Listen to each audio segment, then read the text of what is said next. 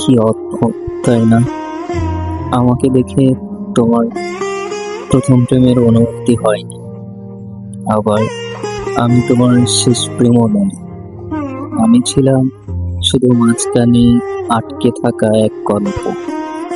আমার আগেও তুমি অন্য কাউকে নিয়ে স্বপ্ন দেখেছি, আমার পরেও হয়তো অন্য কারো হাত ধরবে। আমি ছিলাম নদীর মাঝপথে ভেসে থাকা এক নাম, যার কোনো কুল ছিল না। তোমার জীবনে আমি ছিলাম ক্ষণিকের থেমে যাওয়া বিকেল, যাকে মনে রাখা যায় কিন্তু ফিরে পাওয়া যায় না।